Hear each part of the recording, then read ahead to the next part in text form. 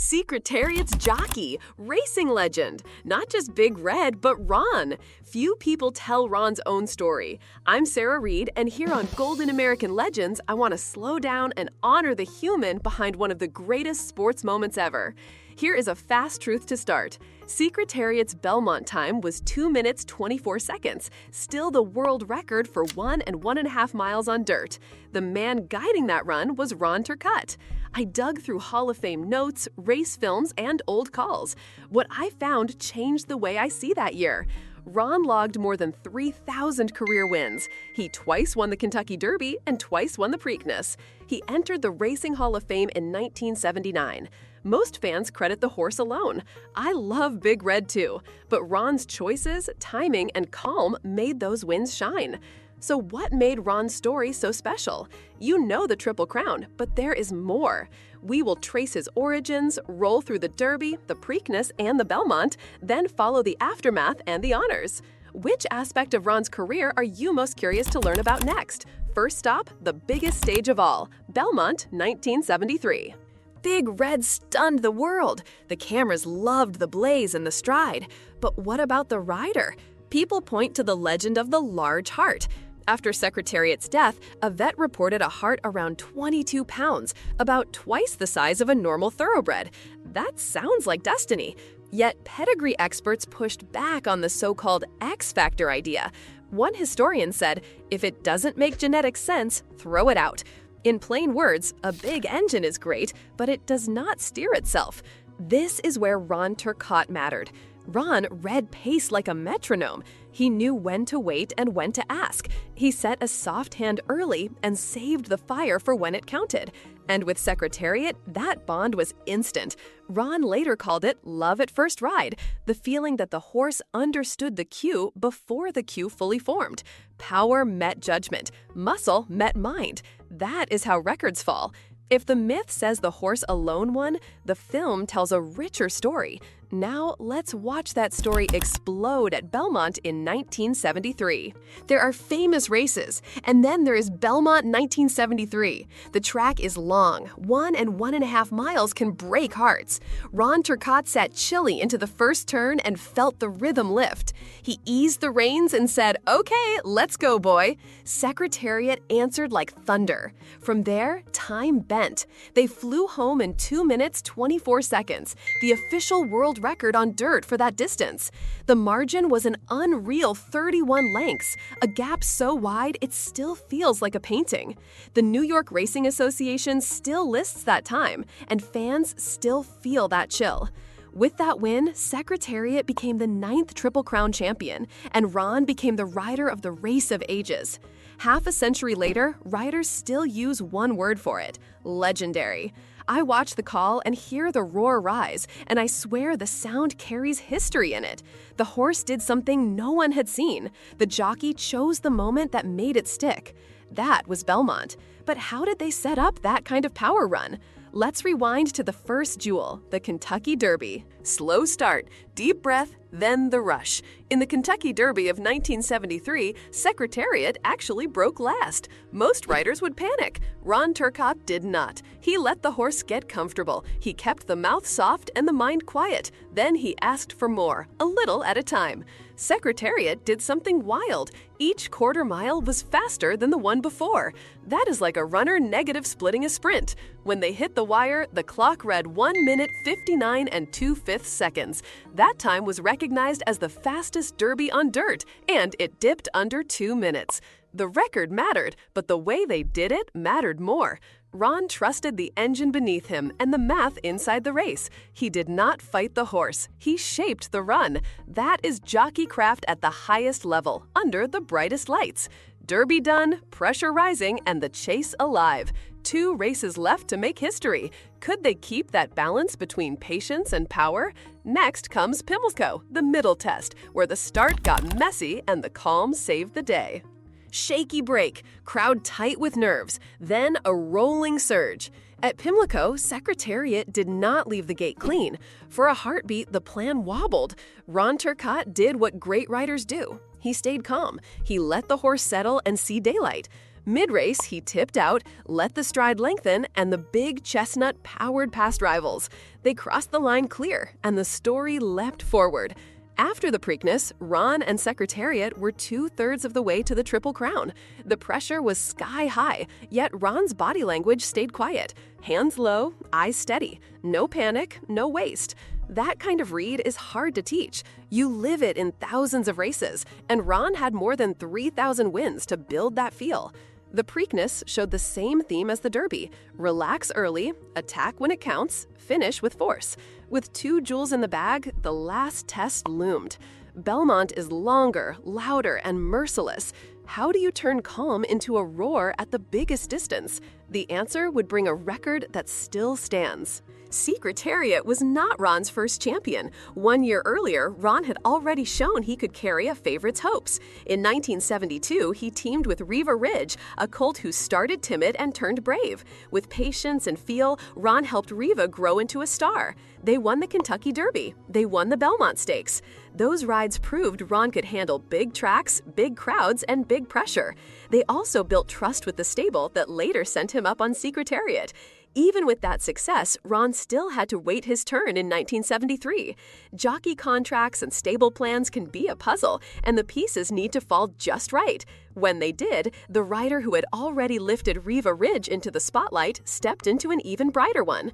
The Riva year matters because it shows the craft before the myth. Ron was not a one-horse story. He was a champion already. Next, the human moment that sealed the partnership. The first time Ron laid eyes on a giant chestnut with a proud look and the nickname Big Red. Florida sun, winter training, a tall chestnut walking by. Ron remembered his first look at Secretariat and thought, almost with a smile, he looked like a pretty boy. Big frame, flashy blaze, and a lot of pride in the way he moved. Ron wondered how fast he really was. Then came the first ride. The second the colt reached out, Ron felt the power. It was explosive strength, but also smooth, like every muscle knew its job. He later called it love at first ride. In that moment, the questions fell away. The horse wanted to run. The rider knew when to whisper and when to ask. Trust clicked into place, and that trust became the secret line running through Derby splits, Preakness patience, and Belmont audacity. I love that their story starts with doubt and turns into belief. It feels human. You see the horse, then you discover the heart. You meet the rider, then you see the skill. How does someone even get ready for a moment like that? To answer, we have to go back to where Ron learned grit, balance, and nerve. Rural New Brunswick, work boots in the mud, big dreams in a quiet house. Ron Turcotte was born in 1941 and grew up in a big family, one of 14 kids. As a teenager, he worked as a lumberjack, hauling heavy logs and learning focus and endurance the hard way. He loved horses, and that pull would not let go. He apprenticed, hustled, and found his way to the starting gate. That grit showed up again and again as the wins piled up. Over the years, he rode more than 3,000 winners. The same steady hands that held an axe soon held the reins that shaped history. Stories like Ron's are why I make these videos. If this kind of grit meeting greatness speaks to you, please subscribe for more and tap like or share to keep these legends alive. He would later be inducted into the Racing Hall of Fame in 1979, a year that carried both pride and pain, because right after the rise came the hardest day. One ordinary afternoon at Belmont Park changed everything. Let's face that moment with the same calm he always showed. Happy race day! Then a sudden drop. On July 13, 1978, at Belmont Park, Ron Turcotte fell in a spill that changed his life. In one terrible moment, he was paralyzed from the waist down. He was only 37. A career that soared through derbies, Preaknesses, and the Race of Ages ended in silence. Headlines shifted from records to recovery. But even in that darkness, Ron looked forward. He chose courage. He chose purpose. He refused to let the fall be the last line of his story. When I revisit the footage and the news clippings, I feel the weight of it. Yet I also see the same calm I saw in the saddle. Settle, breathe, find the next move. The world knew Ron as the man on Secretariat. Soon, they would know him for something even deeper. If he could not ride, he would still serve. The question became simple: what can I do for others now? His answer reshaped his legacy and lifted many riders who needed a hand. The saddle was gone, but the mission got bigger. After the accident, Ron Turcotte stayed close to the sport he loved. He became a strong voice for injured jockeys. He used his name to push for better safety and better support. People across racing praised his humility, courage, and compassion. You could see it at fundraisers, in hospital visits, and in the way he spoke about risk and care. He showed fans that greatness is not only a wire-to-wire run. Sometimes it is the steady work of helping others finish their own race. That is why his legend grew even after the cheers faded. His story became a map for every rider facing fear, pain, or doubt. The records impressed us, the advocacy moved us, and together they made a complete life. With that purpose in place, the sport found ways to honor him. Plaques, statues, and ceremonies are nice, but they do more than decorate. They tell new fans where to look. Next, let's see how the history books and the public said thank you to Ron Turcotte. The sport answered with honor. In 1979, 1 year after his fall, Ron Turcotte entered the Racing Hall of Fame. That plaque is more than bronze. It is a promise that his rides and his courage will not be forgotten. In Canada, he is part of the nation's racing lore, and in his hometown of Grand Falls, a statue of Ron and Secretariat stands as a daily reminder of what partnership can do. Riders and officials call him an icon of the sport, not just for how he won, but for who he was when the winning stopped. He is also remembered as the last surviving member of Secretariat's core team for many years, a living link to that golden summer. And the resume still glows. 2 Kentucky Derby wins, 2 Preakness wins, plus those thousands of victories that built his instincts. Honors are nice, but they sit on top of something solid. Numbers, records, moments that hold up under any light. So let's count what still stands today and why it keeps fans talking 5 decades later. Numbers do not lie. Start with Belmont. 2 minutes 24 seconds for 1.5 miles on dirt is still the official world record. The margin that day was 31 lengths, a gap so large it feels unreal even now.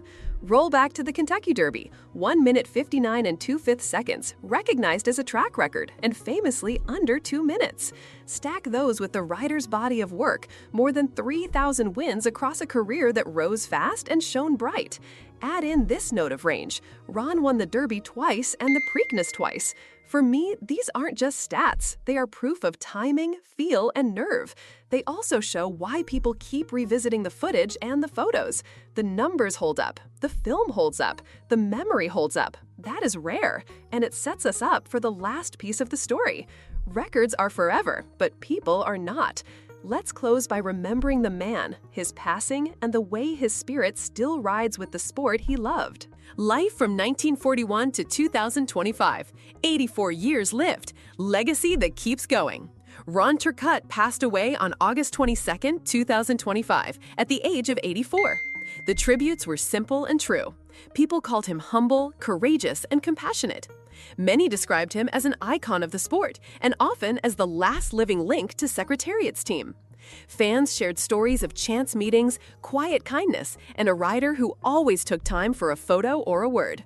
What I hear most is calm under pressure and grace after pain.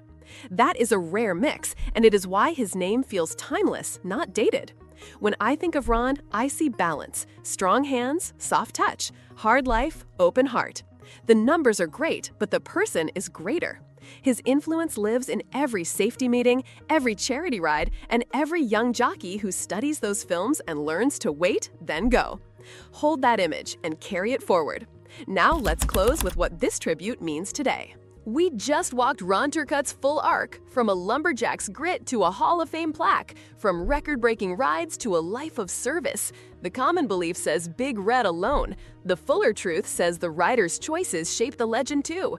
Reality beat expectations. Secretariat's wins were legendary, and Ron's timing, patience, and courage were equally legendary. That is why his story still feels alive. This is why I make Golden American Legends, to show how past greatness still speaks to us now. If you enjoyed this tribute, please subscribe for more stories like this, and drop a like or share to help others find it. Thank you for watching, and for spending time remembering a rider who gave us so much. What fact did this tribute leave out? Tell us one Ron Turcotte detail we should add next time.